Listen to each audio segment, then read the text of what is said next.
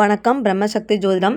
நம்ம இன்றைக்கி பார்க்கக்கூடிய பதிவு என்னென்னா, கிரகங்களுடைய உச்ச நீச வீடுகள் அப்படிங்கிறது எந்த நட்சத்திர சாரத்தில், அதாவது எந்த நட்சத்திரத்தில் எந்த டிகிரியில் அவங்க உச்சமடைகிறாங்க அப்படிங்கிறத பற்றிய தெளிவான விளக்கத்தை இந்த பதிவில் நம்ம பார்க்கலாம். சரிங்களா? முதல்ல சூரியன் எங்கே உச்சமடைகிறாருன்னு தெரியும். சூரியன் மேஷத்தில் உச்சம். அவர் மேஷத்தில் உச்சம், அஸ்வினி நட்சத்திரத்தில் உச்சமடைகிறார் 10 டிகிரியில். சரிங்களா? சூரியன் அதே ஆப்போசிட் துலாம் வீட்டில் நீசம், சுவாதி நட்சத்திரத்தில் அவர் நீசம் அடைகிறார். ரெண்டாவது சந்திர பகவான், அவர் ரிஷப வீட்டில் உச்சமடைகிறார். கார்த்திகை நட்சத்திரத்தில் அவர் உச்சம் அடைகிறார், 3 டிகிரியில் உச்சம். ஆப்போசிட் விருச்சக வீடு பரம நீசம் சொல்லுவாங்க. பரம நீசம் அப்படின்னு அடையக்கூடிய நட்சத்திரம் விசாக நட்சத்திரம், அதே 3 டிகிரியில் அவர் நீசம் அடைகிறார். அடுத்தது செவ்வாய் பகவான். செவ்வாயோட உச்ச வீடு அப்படிங்கிறது மகர வீடு. இந்த மகர வீட்டில் அவர் தன்னுடைய சுய நட்சத்திரம் அவிட்ட நட்சத்திரம் அங்கே இருக்குது. அந்த நட்சத்திரத்தில் அவர் உச்சமடைகிறாரு. 28 டிகிரியில் செவ்வாய் மகர வீட்டில் உச்சம். அதே ஆப்போசிட் கடக வீடாக வரும், சந்திரனுடைய வீடு.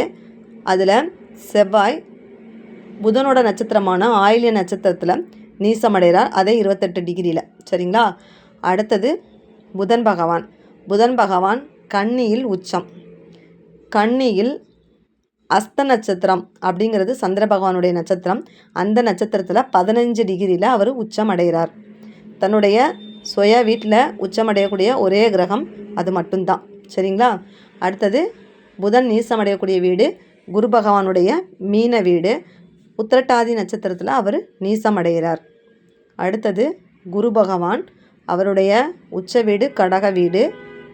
கடக வீட்டில் பூச நட்சத்திரத்தில் 5 டிகிரியில் அவர் உச்சமடைகிறார். அதே ஆப்போசிட் மகர வீடாக வரும். மகரத்தில் குரு நீசம். உத்திராட நட்சத்திரம் சூரிய பகவானுடைய நட்சத்திரம், குரு பகவான் நீசம்.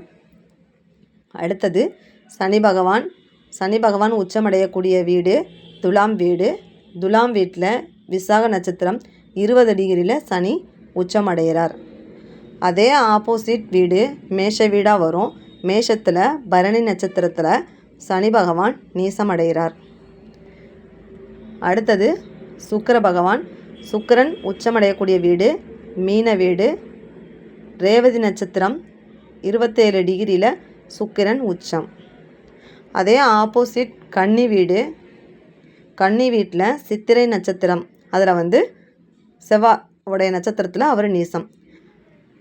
இப்போ உங்களுக்கு தெளிவாக புரிஞ்சிருக்குன்னு நினைக்கிறேன். ஜோதிடம் சம்மந்தப்பட்ட ஆலோசனை கருத்துக்கள் தேவைப்படும் பட்சத்தில் கீழ்கண்ட வாட்ஸ்அப் எண்ணை தொடர்பு கொண்டு உங்களுக்கு வேண்டிய ஆலோசனைகளை குறைந்த கட்டணத்தில் பெற்றுக்கொள்ளலாம். புதிய கருத்துக்களோடு மீண்டும் சந்திக்கிறேன். நன்றி, வணக்கம்.